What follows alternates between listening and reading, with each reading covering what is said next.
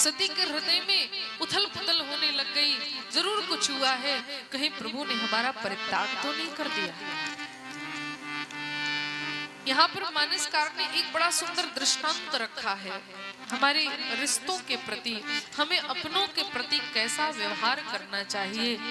यदि रिश्ते में कपटता होगी तो उस रिश्ते को टूटने में जरा भी देर नहीं लगेगी। बंधुओं, एक दृष्टांत दिया दूध और पानी का, ध्यान से सुनेंगे।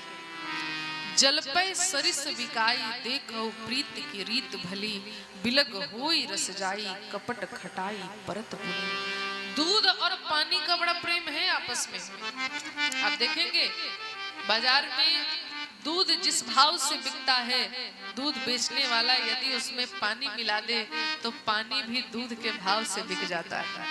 इतना महत्व है दूध और पानी का। दूध बहुत प्रेम करता है पानी से, लेकिन एक बात कहूं, ये पानी भी दूध से कम प्रेम नहीं करता। जैसे आप चूल्हे पर चढ़ाते हैं ना, ये पानी कहता है मित्र मेरे लिए तुमने अपने भाव मेरे भाव से लगा दिए, तो मेरे रहते तुम भी जल नहीं सकते हो। और आप देखेंगे पानी से मिला दूध जब आप टांगते हैं चूल्हे पर तो पहले पानी जलता है, उसके बाद ही दूध पर आंच आती है। तो मानो पानी कहता है मेरे रहते तुम जल नहीं सकते हो। इतना प्रेम दूध और पानी का है। लेकिन उसी दूध और पानी के बीच में यदि कोई खटाई की दो बूंद डाल दे तो जो दूध पानी से इतना प्रेम करता था, जो पानी दूध से इतना प्रेम करता था, खटाई पड़ते ही दोनों एक दूसरे से अलग हो जाते हैं। दूध अलग और पानी अलग।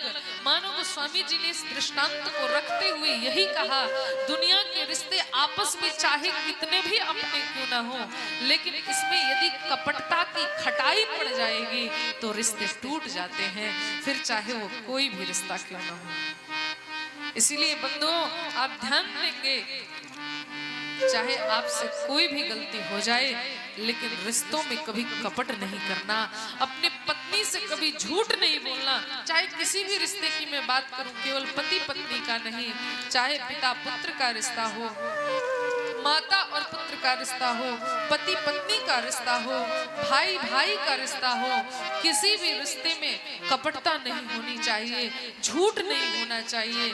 जैसे भी हो अपने आप को अपने रिश्ते के प्रति सच्चाई के अनुसार निभाओ।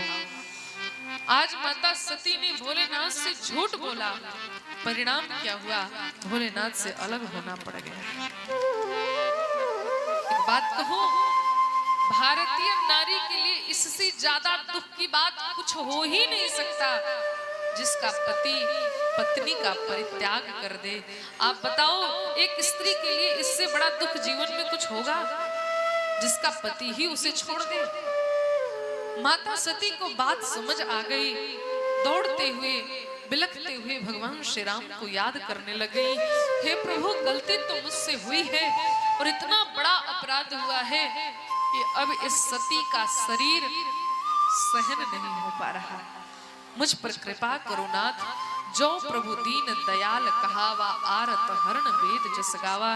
हे नाथ सबके दुख को दूर करते हो, इस सती के भी भाव को सुनो, और अब मैं इस शरीर को ज्यादा देर तक ग्रहण नहीं कर सकती। 87,000 वर्ष बीत गए महाराज। भगवान भोलेनाथ की जब समाधि खुली, मुख से राम राम शब्द निकला। दौड़ते हुए माता सती भगवान शिव के पास गई हैं। आज भोलेनाथ ने बगल में आसन नहीं दिया। जब भी सती आती थी तो अपने वाम भाग में भगवान भोलेनाथ बिठाते थे। सती आई है, सम्मुख आसन बिछाया और सती को अपने सामने बिठाया और पुनः भगवान भोलेनाथ ने राम कथा सुनाना प्रारंभ किया। शायद अब सुन ले, लेकिन परिणाम क्या हुआ? सती का मन फिर भी राम कथा में नहीं लगा। ऊपर से आकाश मार्ग से विमान जा रहा था।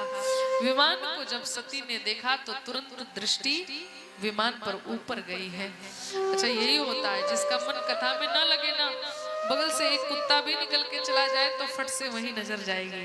श्रोता को ऐसा नहीं होना चाहिए। श्रोता को कैसा होना चाहिए? बगल से शेर भी निकल जाए तो कथा में इतना डूब जाओ कि पता ही न चले। ऐसे श्रोताओं को होना चाहिए। कथा में डूब जाओ। ये राम कथा डुबा देती है महाराज। सती का मन नहीं लगा। ऊपर देखा आकाश मार्ग से देवांगनाएं समस्त देवता गान करते हुए जा रहे हैं। सती ने पूछा, प्रभु ये सब लोग कहाँ जा रहे हैं? कथा बड़ी पुरानी है, सबको पता भी है।